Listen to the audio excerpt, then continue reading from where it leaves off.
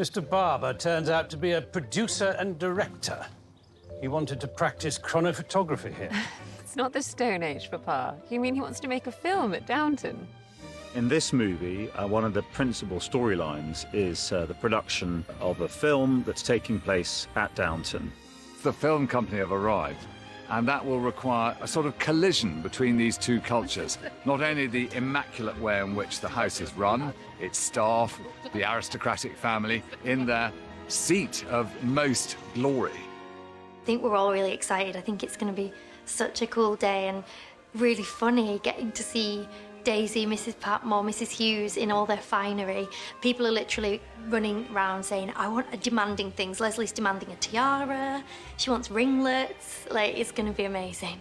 All of us are, like, in various degrees of shock because I'm lucky if I get a pink blouse, you know. But I think it's kind of wonderful to see Mrs. Hughes and Mrs. Patmore dressed up like this. I feel like the Queen. Well, I don't envy her if these corsets are anything to go by. Having those cameras and all of that equipment to be able to look at and explore was just absolutely fascinating. I think he gets a bit infected by it in terms of, like, he becomes a supporting artist and gets to sit upstairs and eat at the table, and so that kind of feeling when the camera's on him is like, this is quite special, and he's in his costume and stuff. I look like something to scare the crows. Oh, nonsense. You're a picture of elegance. Getting the script for Downton 2, it was very clear to us quite quickly that we needed to recreate this film set. And the vehicle's actually a very good way of doing that because they really set the scene. We can put logos on them. There was a British Line film corporation at the time, and we got clearance from them to use the name and the logo. We've got special lighting from the time, camera equipment, we had makeup, everything we've got. This particular camera was manufactured by Bell & Howell in Chicago in 1917. And this camera revolutionised the industry. Nobody had seen anything like this camera before. It's quite sophisticated for its time.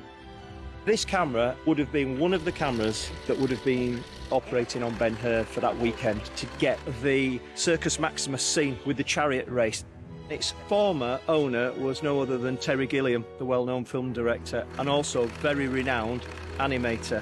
And this is the camera that shot all the animation for Monty Python's Flying Circus. There's a 1920s set with 1920s camera equipment and lights, surrounded, enveloped with very modern equipment. Two sets of crew, an old crew who are actors, and then the real crew. And we're in Highclere Castle pretending to be somewhere entirely different, pretending to be somewhere entirely different. So it's layers, layers and layers. When you do a film within a film where you've got our own crew, a fake crew, and the characters. There was one scene, which is the big dinner party within the film, where I think it took us 3 days and there were over 50 setups. That's definitely intimidating. I couldn't be in a silent movie. I'll tell you for why. I've got 3 looks, and that's it, I'm out. So I've got looking confused, looking happy, looking sad. No tears. So I would be useless in a silent movie because I've only got 3 looks. I would use them up in the first scene, and then the director and the crew would get incredibly frustrated with their leading man who suffers from distinct lack of range. The director realises that his film is rather behind the curve. It's a silent picture and talking pictures are coming out of America. And he realises that unless he can turn the film into a talking picture, it's going to be yesterday's news and no one's going to want to see it. I love that Mary is thrown into this movie world, and in the end she eventually helps out in making it a talkie after we find out that the silent movies of that time weren't doing very well. The inspiration for the story for the second film comes from a silent movie called Blackmail. They had to scramble around and make that a talkie. That's what happens to the film within the film at Downton. In the talkie period, as soon as we get sound on set, the camera has to be put in a soundproof box. Why is the camera in a padded cell? Anyone would think it was a lunatic. Certainly unpredictable. The microphone must not pick up any noise unless I have approved it. The padded box contains the sound of the camera working. What they found is the cameras of the time were far, far too noisy, and all you'd hear was the whir of the cameras and the machine of the cameras. So they were then enclosed in boxes, which actually made the movement of the cameras much more restricting from the silent era. So they lost one ideal and got another. So we're really in your hands now, Mr. Stubbins. Your words, not mine. The sound man would have come from, say, the BBC, and they were very, very important. No one working in the silent period understood about the science of sound. All of a sudden, you got these guys coming onto set, lauding it because they were king. What they said went. Let's go for a take. Please be aware of where the microphones are and speak clearly. It's amazing just how important sound is. I think we sort of take it for granted, really, but actually, sound is a character in its own right. I think Alex McQueen is a genius. He's got it off to a T, and all the documentary footage that I've seen of sound men from this period are exactly like him. Problem now is, what are the actors going to say? What do you mean? Well, I write the lines for them, but they don't always stick to the text, and often we can't really remember what the actors have actually said. In the talkie period, all of a sudden, screenwriters had to write script, they had to write dialogue. They hadn't been doing that, and they'd been writing intertitles, so you get an intertitle which would explain just the very basic information. Producers needed to look elsewhere for talent. And what they wanted were people that they described as picture-minded, i.e. people that went to see films and could interpret what people would say in real life, if you like. And that's where Molesley comes into his own. Whenever Julian writes these scripts, he always puts in something new that you learn about your character when you read it. In this film, you learn that he lives for the movies. And so the chance that he gets to sort of watch them being made is just absolutely fascinated by. You get 700 for writing the script. That would rise to 1,000 if the film is made.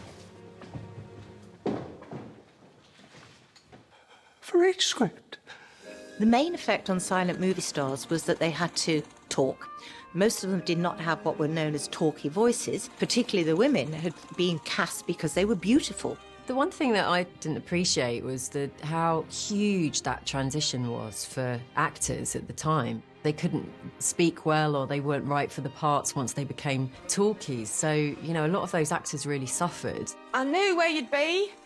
I've only come to stop you throwing away your future. Miss Dalglish. I can't stay and watch you ruin yourself.